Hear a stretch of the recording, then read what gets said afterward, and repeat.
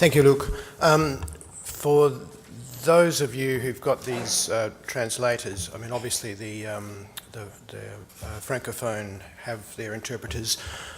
For those of you who are having trouble with Australian, Channel 1 should do it, all right? Okay. This was my joke, but I resisted. No, it's my joke. See, he's always stealing from me. Anyway, Luke, thank you very much for the 3 hours you've given me to do this presentation. I'll try to stick within that time frame. Okay, I'd like to start firstly with a disclaimer. I'm not pretending here to speak on behalf of the Government of South Australia or on behalf of the Department of Health and Ageing. These are my views. So if I get into trouble, you can all vouch for me that it was just me talking about me. The other thing that I want to just reflect on is that the purpose of this presentation is really to describe one approach that we've taken to action on the determinants of health. There are many more. This is really just one approach amongst many. In fact, it's one approach amongst many that we're doing within our own jurisdiction. I think the other cautions that I want to talk about is that this approach has emerged from within government.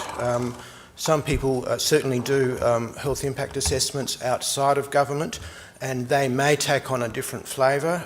There are issues and challenges and limitations on HIA approaches outside of government. Equally, there are also different challenges and limitations on what you can do from within government. Both also have opportunities, and I think that could be one of the things that we could explore in the workshop later. The other caution I'd mention is that this has developed in the local conditions of South Australia. So the question is what amount or what parts of this are transferable to your environment. It might be that the specific methods or techniques or processes are more adapted to our environment. I'd like to suggest that perhaps some of the underpinning values and principles that we emerge from and some of the basic critical thinking might be more applicable, but that's something really for you to explore. I think the other thing that I want to particularly recognise is indeed our debt to Quebec. We've stolen, I'm sorry, look, we stole stuff from Quebec. When I particularly started reviewing the legislation that supports and has grown out of these approaches, it didn't take me long to find what Quebec had been doing, and we very much appreciated the support we got from our colleagues here in Quebec, not just simply in terms of stealing particular parts of their legislation and then giving it a South Australian twist. So it's better now, Luke. You can borrow it back now. But also the but also the comradeship and the sense of what is possible, that they were able to, because they were in essence had their legislation almost 10 years before we got ours, so we were able to reflect on and point to Quebec as an example of what actually is possible. So that was extremely helpful. Thank you. Now, the other and final caution is one of the questions that you might ask is how much of this was actually planned? And my answer is just enough. The real caution here is that every successful strategy looks brilliantly planned in hindsight. But if you ask us on the way through, we would be saying, I don't know, we're making this up as we go along. And there's an element to that. The lesson there is that we had some particular strategic intents. How we got there depended upon the circumstances that we had to take. This is us. The state of South Australia is the bit in the middle, and most of us actually live in Adelaide, which I'll talk about in a moment. The other contextualising factor that I want to talk about is this. I want to stress this is not a beaver, okay? This is a koala.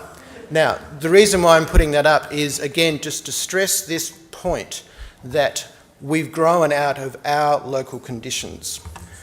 The thing that there is actually some similarities between beavers and koalas, apart from the fact that they are very bad-tempered. They both, you don't actually see a hell of a lot of what they're actually doing. You know, most of what they're doing is kind of hidden. The beavers, most of its activity is underwater, correct? Whereas most of the activity of, well, such activity that there is, it doesn't move terribly much, is up in a tree. However, both of them are highly adapted to their own environments, and if their environment doesn't change too rapidly, they're extremely successful. The other thing is that by doing what they do best, they actually change their environments to actually improve their circumstances even more. For the beaver, it's chopping down trees and using them. For the koala, it's actually planting trees through its alimentary canal. But maybe we'll go into that in the workshop. Not a beaver.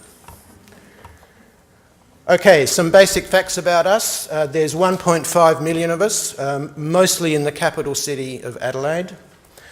Our public health care system, in terms of budget size, is about 4 billion, a bit over $4 billion, which is approximately 30% of the state budget and growing, which is of concern to us, although I'm greatly relieved to know that Quebec is 48% and your society hasn't crumbled to dust. So I'll be taking that news back to our Treasury.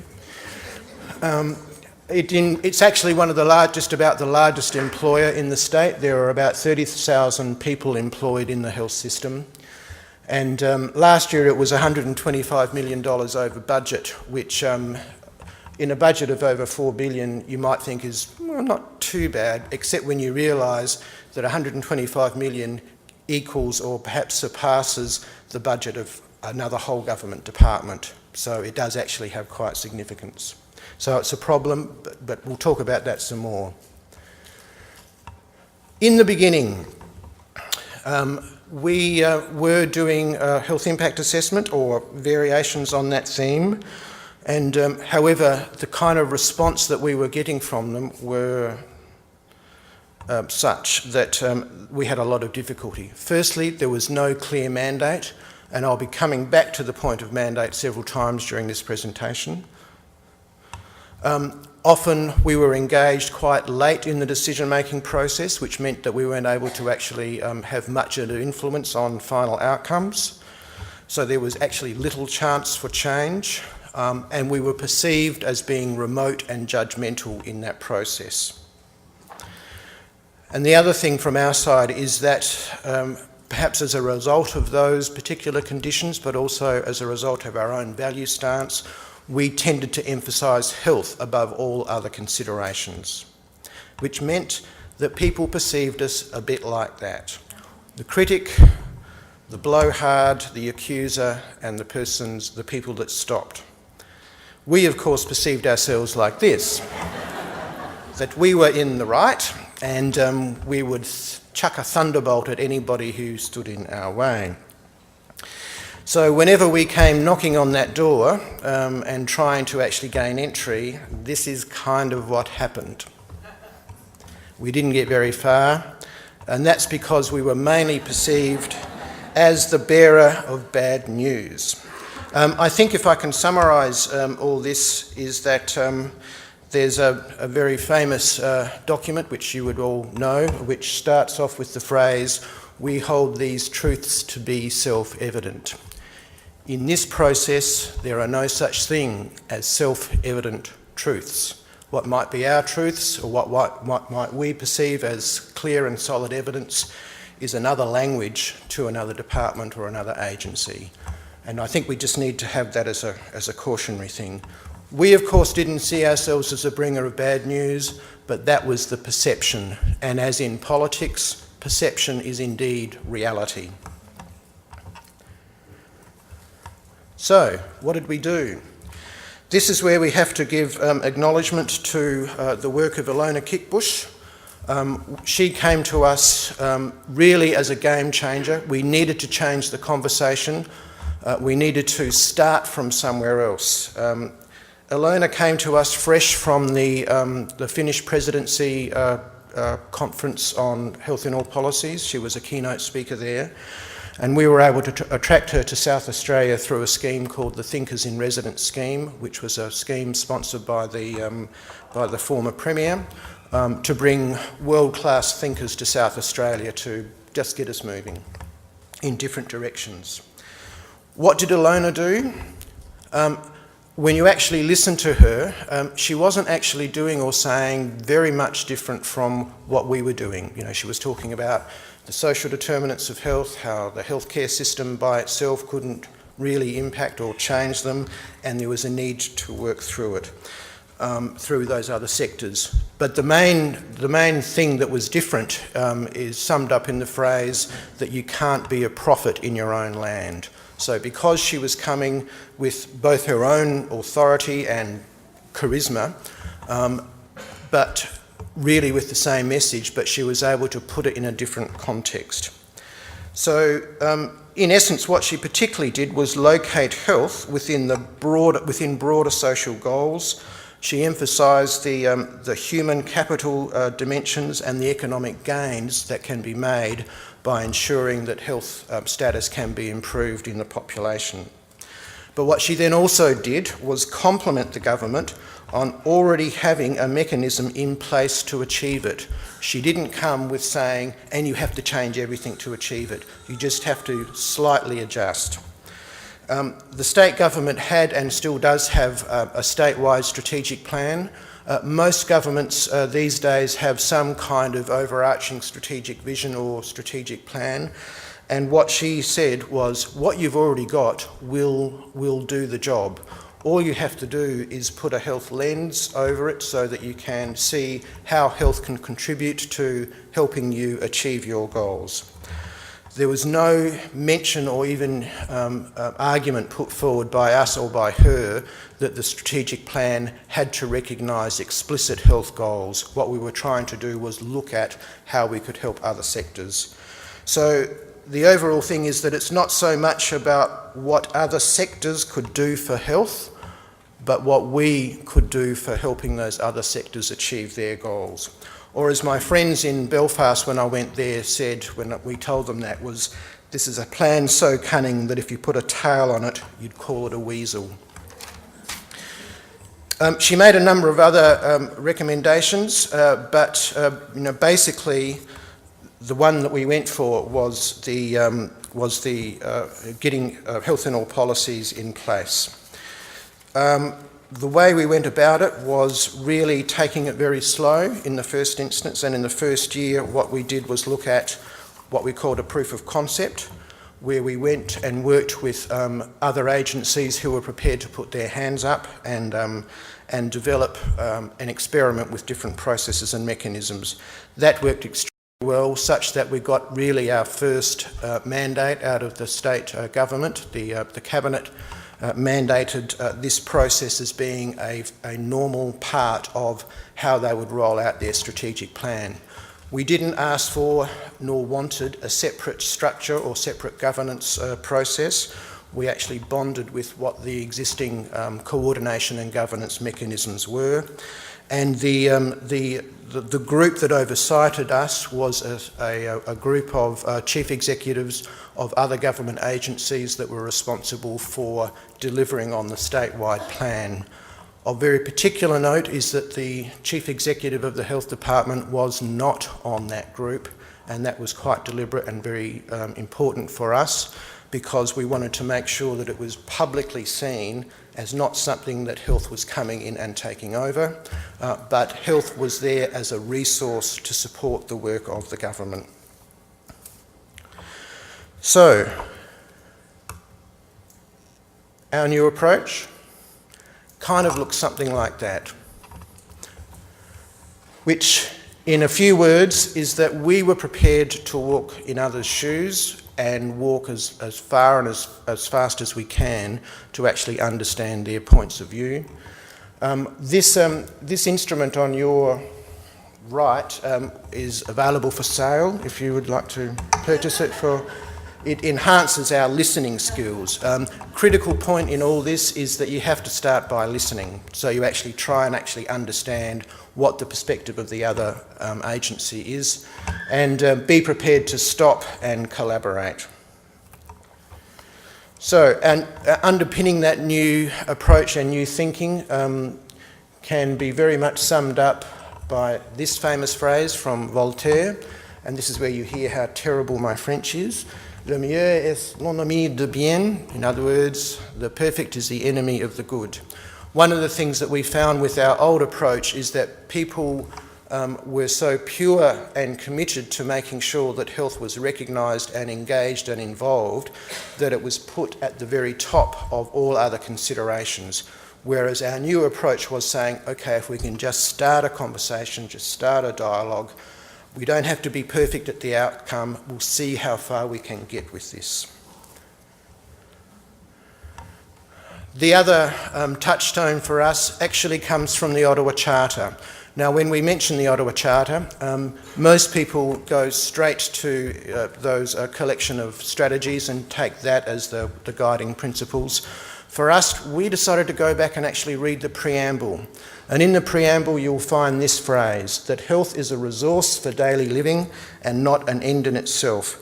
And I think sometimes people in health forget that, because in health, that's our job, that's our primary focus.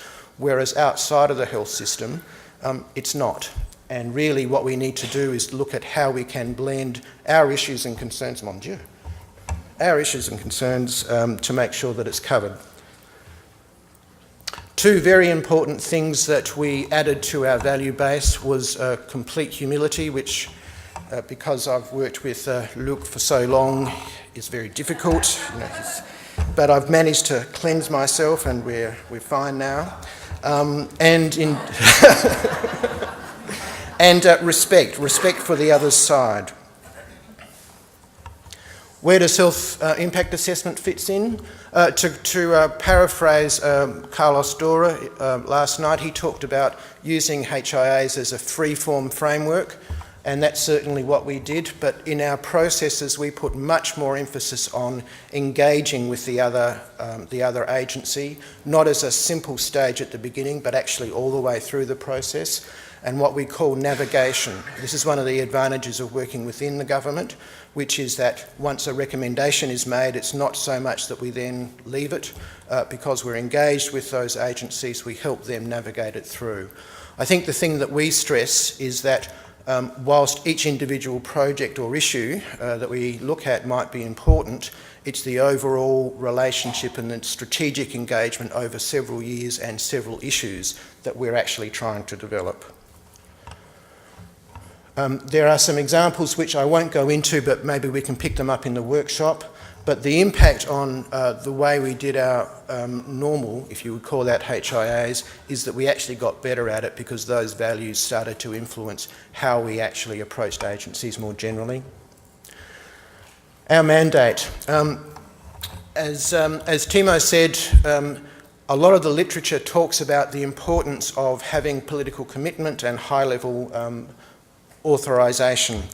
However, what it often also says is that that's a prerequisite. The trouble with a prerequisite is that if you wait for your mandate, it will never come. What we did was build our mandate on the way, or in other words, we took a bit of a leap of faith and started to build our wings on the way down. Fortunately, the glue didn't come unstuck. And that was caused mainly by some very courageous managers within our Public Health Directorate who decided to create a policy space for us, which we can talk about during the workshop. But one of our essences was that it's always a good idea to convince someone else that it was their good idea. We've now moved on and into establishing a lot of these issues within our New South Australian Public Health Act. because we saw that legislation was in fact the strongest expression of a mandate, and what the Act does is actually embed HIA and HIAP values and principles, but not processes. So, lessons that have emerged from this.